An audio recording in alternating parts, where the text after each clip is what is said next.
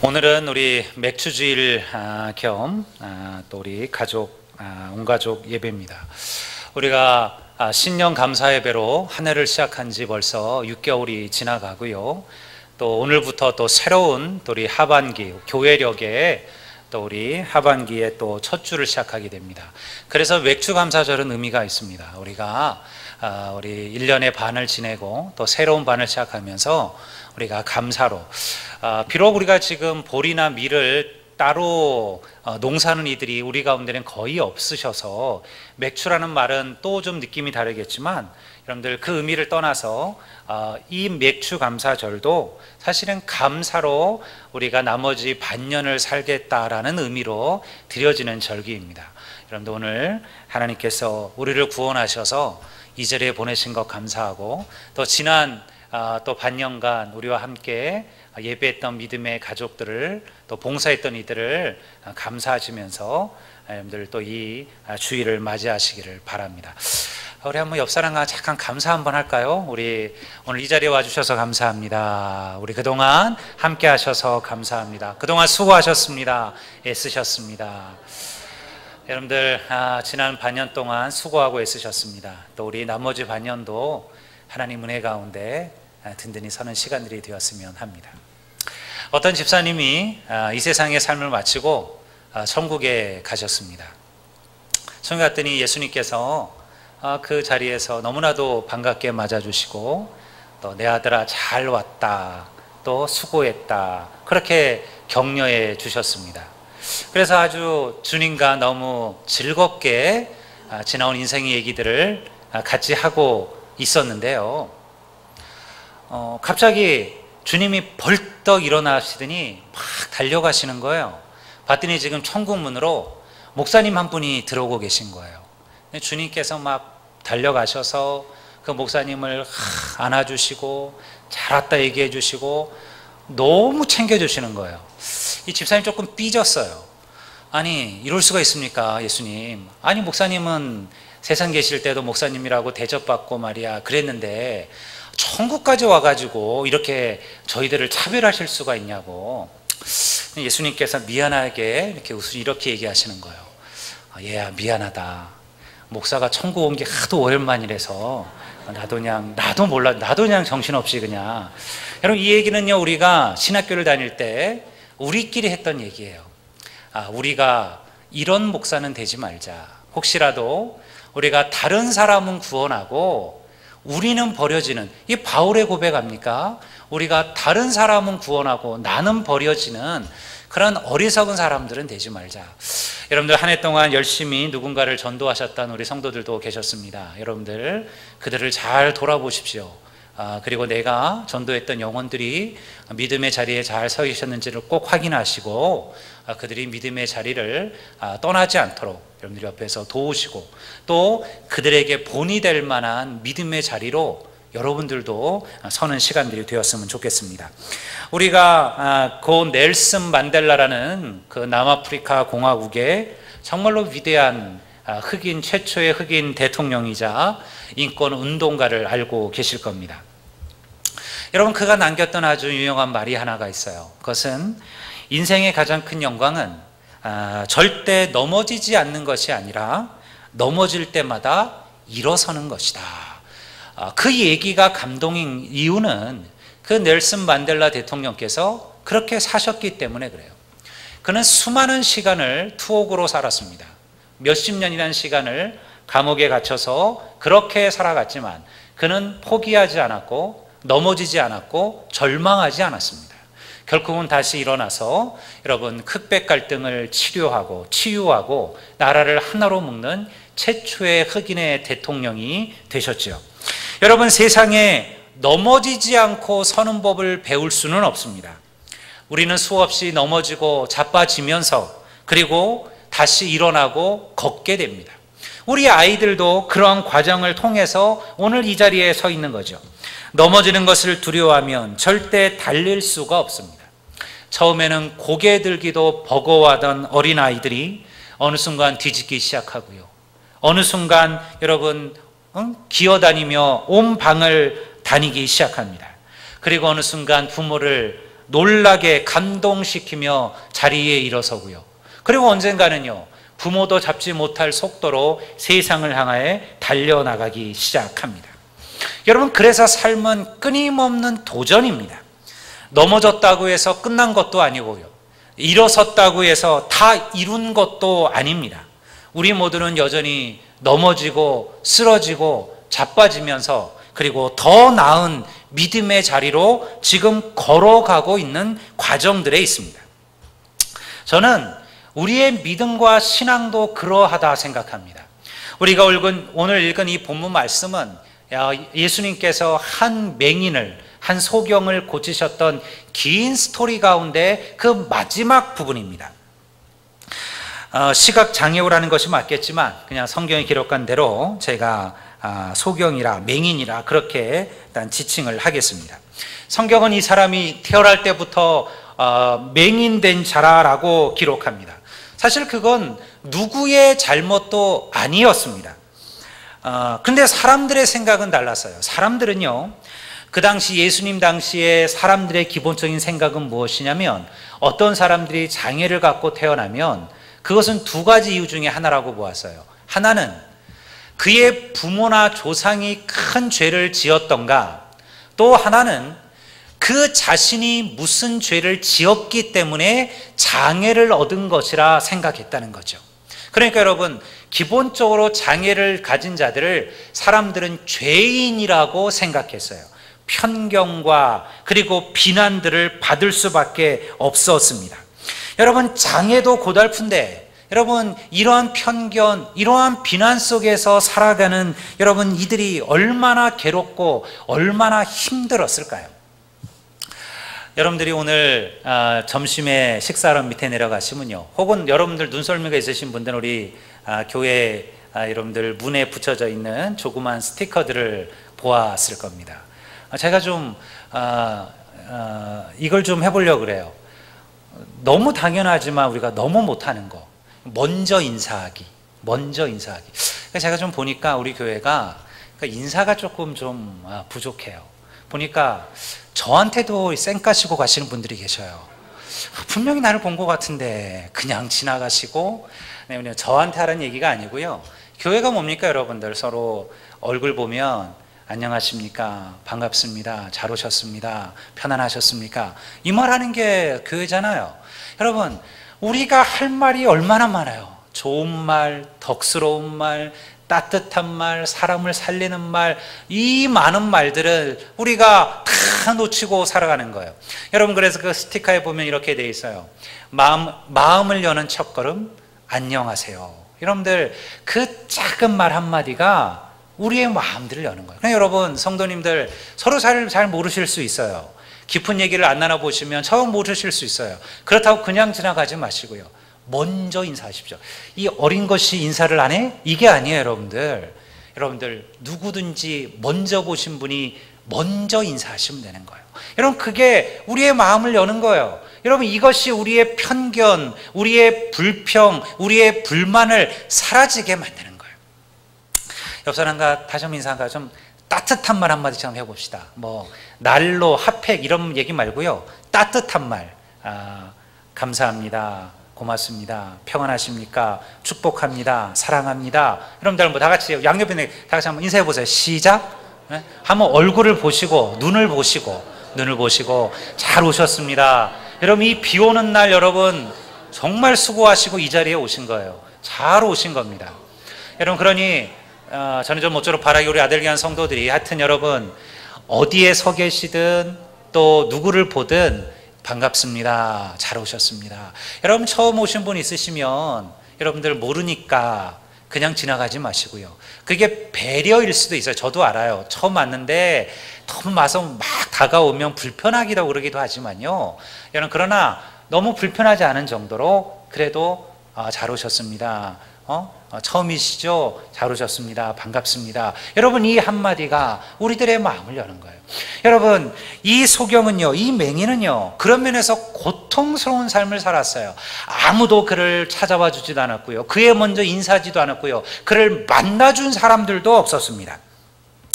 저는 오늘 우리 한국 사회가 잃어버린 너무나도 이 아픈 이야기들이 많은 것 같아요.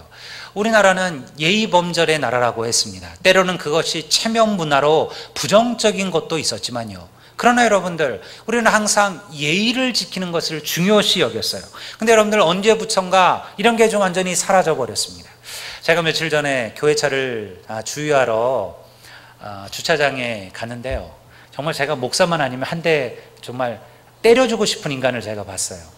나이 지긋한 아주 그 나이 든 어르신들이 이제 주유를 하더라고요. 그래서 제가 인사하고 기름 좀 가득 넣어 주십시오 이렇게 하고, 그리고 이제 창문 열고 기다리고 있는데요. 그 반대편에 차 한 대가 쓰더라고요. 근데 문이 빼끔 열리는 거예요. 빼끔. 그러더니 어떤 젊은 친구가 딱 한마디 하는 거예요.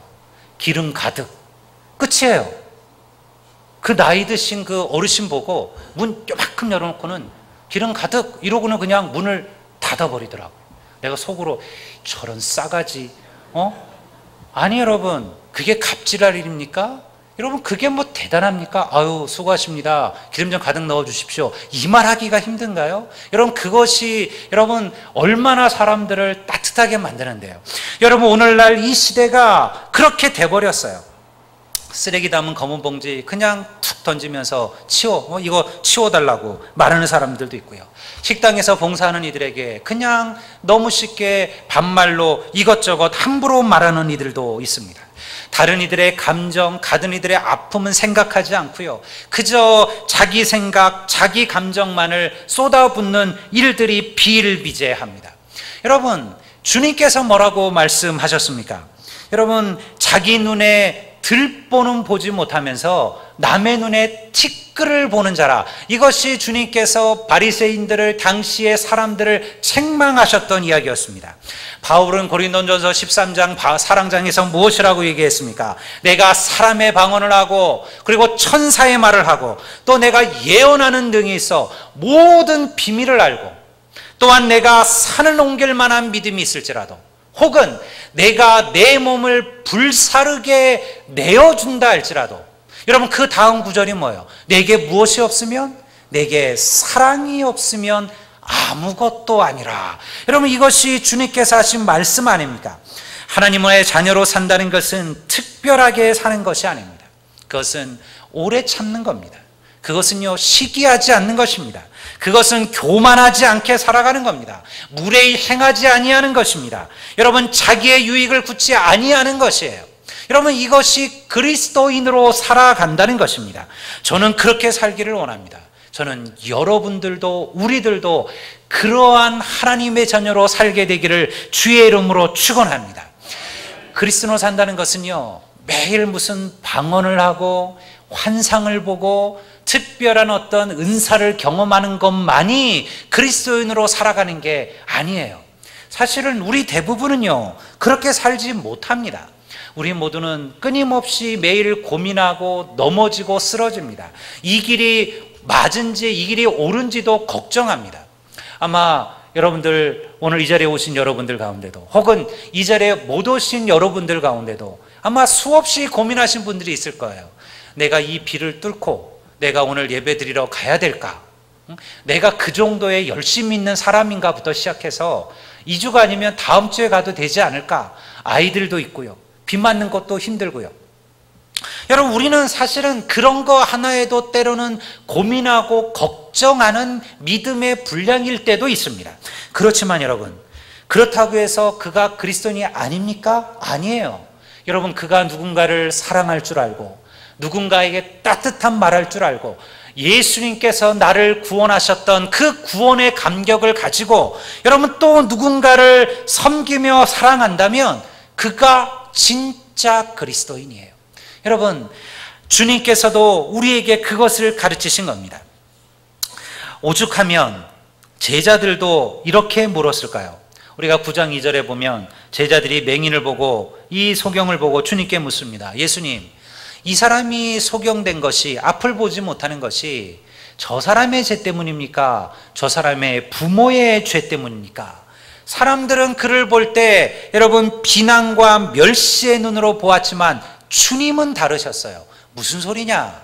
여러분, 저 사람이 보지 못하는 것은 저 사람의 죄도 아니요, 그리고 저 사람의 부모의 죄도 아니요, 그것은 그를 통하여 하나님께서 더 큰 역사를 이루시기 위함이다.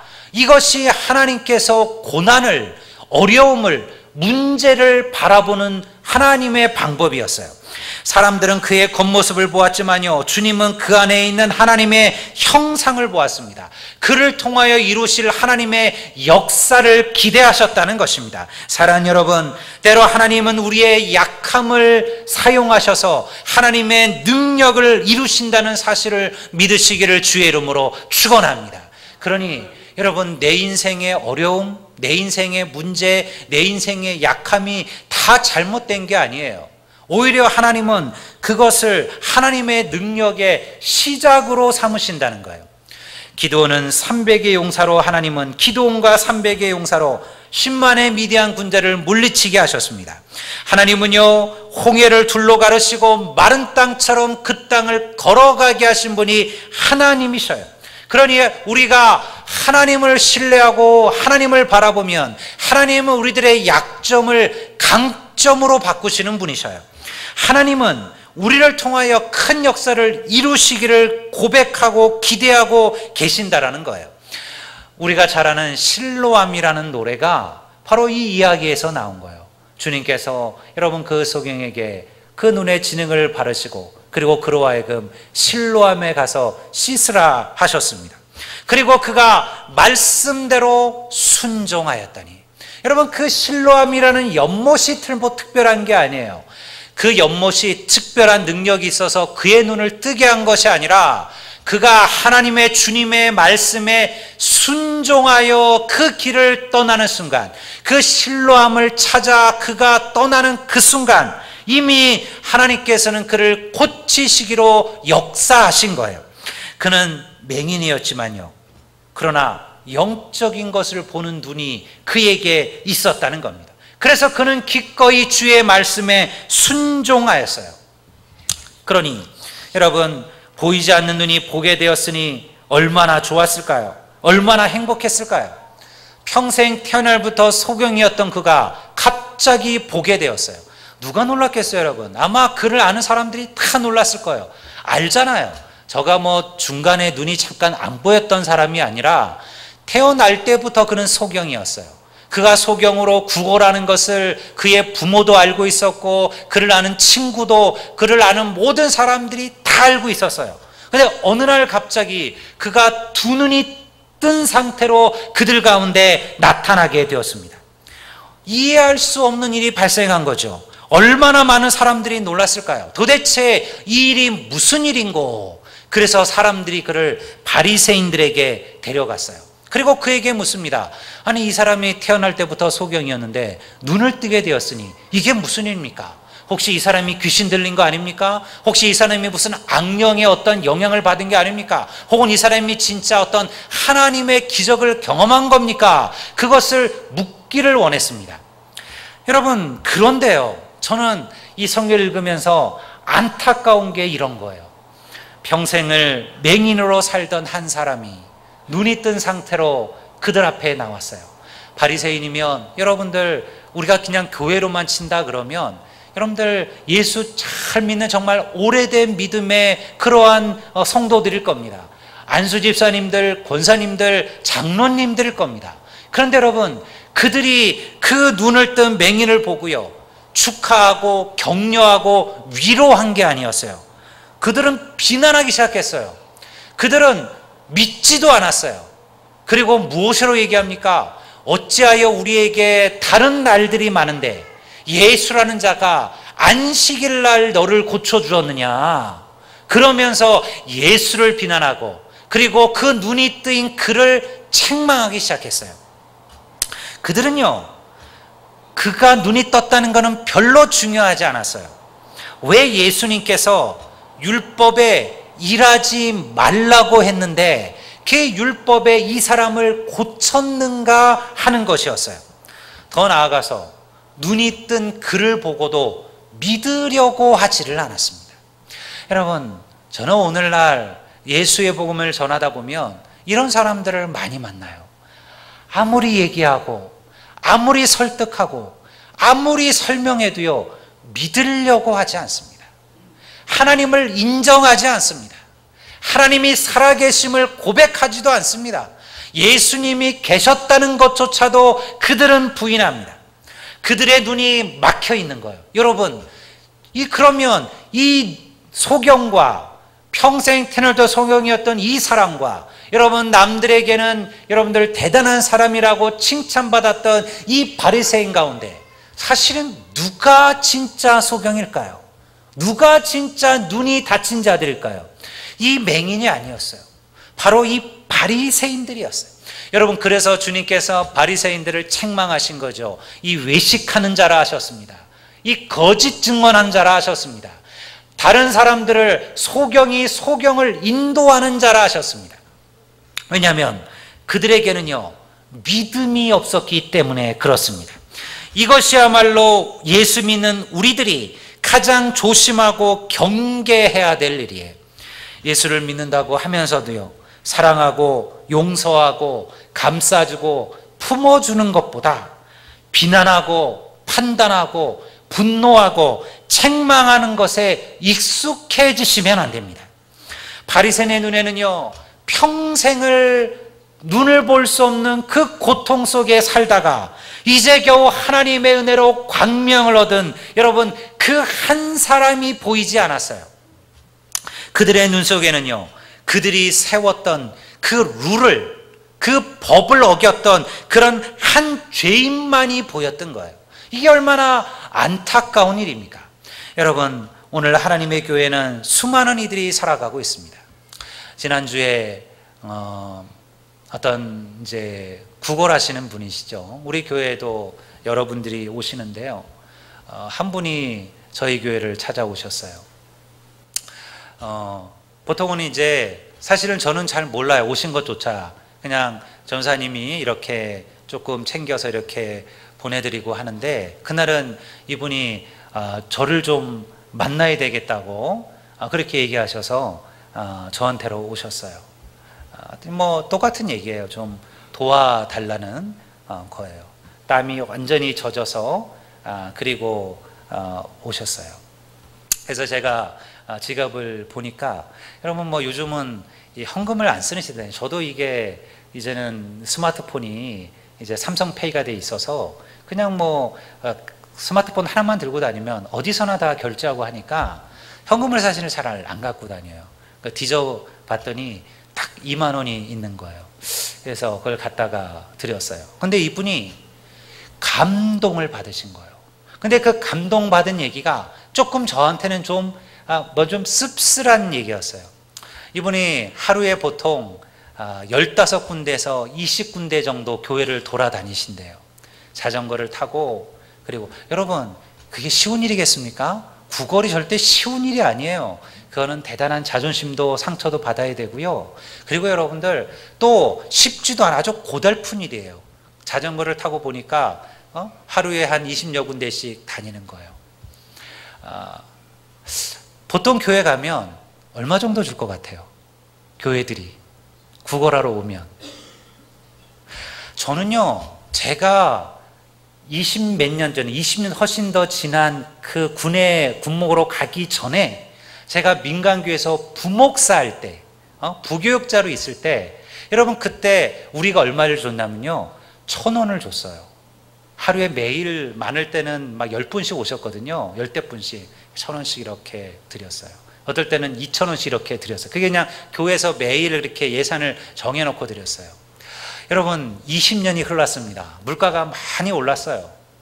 요즘 교회는 얼마 줄까요? 1,000원 줍니다.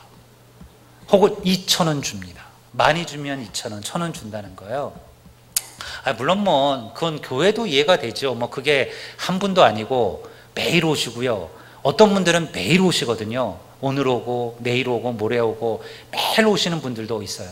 이게 조금 그래도 조금 미안하신 분들은 한 3일에 한 번 정도 오시거나 이런 분들도 계세요. 그러니까 사실 그 예산이 생각보다 이렇게 작지는 않은 거예요. 1년 예산으로 생각하면. 근데 여러분들, 이분이 말하는 건 그거예요. 자기가 하루에 한 20군데 잘못하고 그렇게 열심히 다녀서 열심히 멀어봤자 사실은 15,000원, 20,000원이라는 거예요. 그리고 몸도 너무 불편해서 너무 어렵다라는 거예요. 여러분, 물론 거짓말일 수도 있고 핑계일 수도 있어요. 근데 안타까운 것은 여러분, 이분들이 교회에서 그렇게 하는 거를, 교회를 찾아가는 거를 너무 부끄럽게 생각하고 미안하게 생각하고 그리고 자존심 상해한다는 거예요. 어쩌면 그런 이들이 교회를 찾아오는 것이 너무 당연해야 되는데 교회만은 아무런 불편함 없이 아무런 자존심 상함이 없이 그래도 교회는 베풀고 나눌 줄 알아야 되는데 그들에게도 교회 문을 열고 들어가는 것이 너무 불편하고 너무 어렵고 너무 자존심 상해 할 때가 있더라는 거예요. 제가 그 얘기를 한번 들은 적이 있어요. 한번 어떤 신부님이 그러는 거예요. 그 성당에서도 군에 있을 때 이렇게 오시면 돈을 드리는데 어떤 분이 매일 오시더라는 그래서 그 신부님이 그랬대요. 아니 저기 형제님, 우리가 다른 분들도 이렇게 챙겨드리고 해야 되니까 이렇게 매일 오는 거는 좀 그렇다. 그러니 한 3일이나 4일이나 이렇게 한 번씩 오시면 안 되겠느냐 그랬더니 그렇게 하겠대요. 근데 그 다음날 왔는데 모자를 눌러 쓰고 다시 오셨더래요. 변장을 해서. 그래서 모른 척하고 이렇게 줬대요. 근데 그 다음날 또 왔더래요. 이번에는 안경을 쓰고 왔더래요. 그래서 이랬대요. 좀 너무 하신다고. 내가 모를 줄 알았냐고. 아니 엊그저께 오셨던 그분 아니시냐고. 내가 그래도 며칠에 한 번씩 오라 그랬더니 뭘 이렇게 매일같이 이렇게 조금씩 바꿔가지고 다시 오시나 했더니 이분이 이렇게 얘기하시더라. 뭐 제가 그 뒷말은 못하고요.